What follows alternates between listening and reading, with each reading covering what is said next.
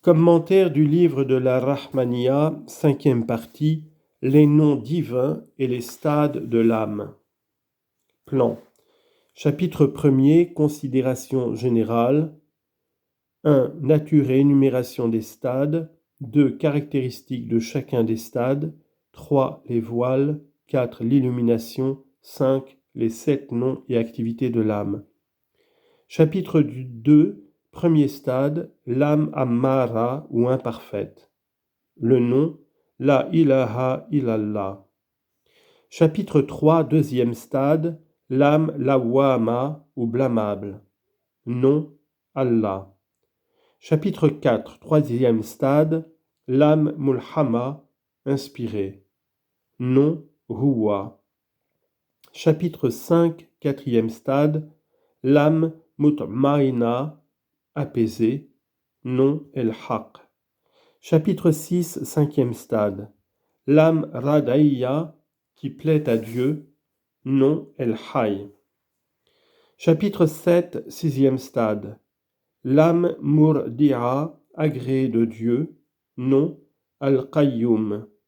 Chapitre 8, septième stade. L'âme kamila, nom el-qahhar. Chapitre 1er. Considération générale sur les stades et les noms divins. La nature des stades. Vers 979 à 982. Ô toi qui cherches à progresser et à t'élever sur de sûrs appuis, toi qui aspires au rang des rois qui sont nos seigneurs les soufis. Commentaire. Le mot soulouk désigne l'entrée au moyen de l'âme dans les stades divins. Maqamat ilahiyya,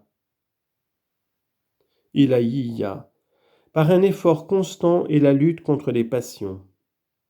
Le mot soumouk, pluriel de samak, désigne tout ce qui sert d'appui à une chose.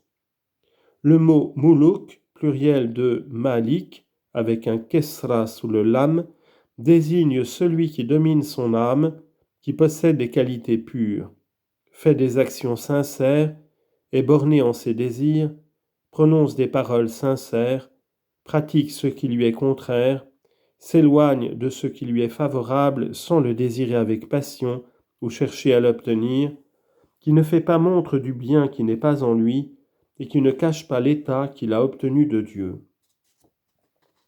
Les mots « nos seigneurs » mis en apposition au complément du verbe « aspire » a le sens de « ô toi qui cherches à obtenir l'union » wasoul, et à te ranger parmi les progressants, maître des bonheurs, et à progresser vers les degrés les plus élevés, fais tomber devant toi les voiles qui t'empêchent d'obtenir l'illumination des noms et des attributs.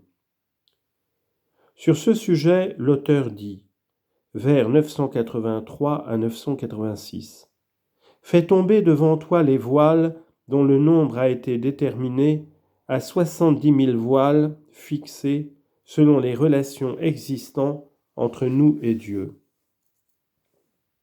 Commentaire. Un hadith rapporte que l'envoyé de Dieu a dit « Entre Dieu et nous, il y a 70 000 voiles de lumière et de ténèbres. Si Dieu enlevait ces voiles, la majesté du visage de Dieu brûlerait les créatures sur lesquelles parviendrait son regard. » Cela signifie, d'après une autre leçon, la majesté du visage de Dieu brûlerait les créatures sur lesquelles parviendrait le voile de lumière. Sidi Mustapha al-Bakri a dit « On entend par voile de ténèbres les péchés et les fautes, et par le voile de lumière on entend les regards que le progressant porte vers les délices paradisiaques de l'autre vie, vers les charismes, les illuminations et l'union à Dieu, ainsi que vers d'autres choses telles que les stations et états. En effet, tant que le progressant conserve quelque chose en son cœur, il est séparé de la vérité par cette chose comme par un voile. À cause de cela, la marche des progressants est lente. Les uns retournent en arrière du quart du chemin, les autres de la moitié. Le mot subhat, pluriel de subha, avec un damma sur le sin, désigne l'objet d'une louange, et dans un hadith on dit que c'est un des rayons des lumières de l'essence divine. Dans le Misbah, le mot subhat cité dans le hadith précédent signifie la majesté de Dieu, sa sublimité, sa splendeur et sa lumière. Sidi Mustafa al-Bakri explique dans la phrase Subhat wajhihi ma intaha ilayhi basruhu min khalqihi. Il y a 4 pronoms, le premier dans wajhihi, le deuxième dans ilayhi, le troisième dans basrihi et le quatrième dans khalqihi. Si l'on fait rapporter à Dieu le premier, le troisième et le quatrième, et si l'on fait rapporter le deuxième à l'objet atteint par les rayons, on obtient le sens suivant. Si Dieu écartait les voiles, les rayons des lumières de son essence divine brûleraient les choses auxquelles parviendrait son regard divin parmi ses créatures. Mais si l'on rapporte à Dieu le deuxième et le quatrième pronom, et le premier, et que l'on rapporte le troisième pronom à l'objet atteint par les rayons, on obtient le sens suivant.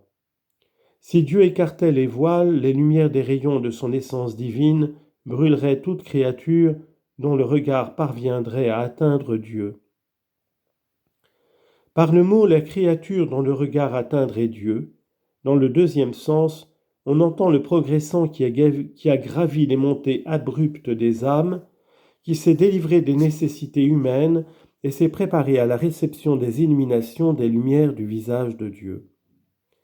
Alors les rayons de ces lumières qui restent dans le progressant sont brûlés, et il ne peut les brûler par le feu de l'effort.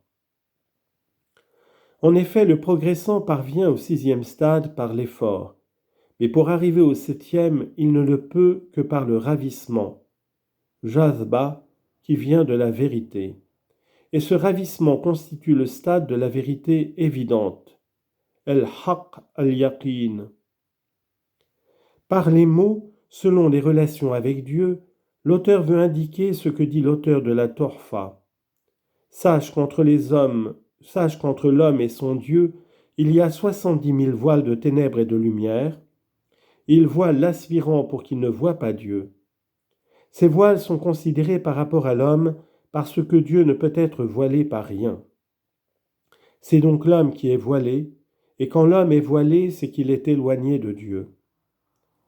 Il ne faut pas ici entendre un éloignement de distance, comme l'explique l'auteur, mais un éloignement de relation. La raison en est que la vérité est exempte de proximité et d'éloignement matériel, exempte de position, de temps et de lieu.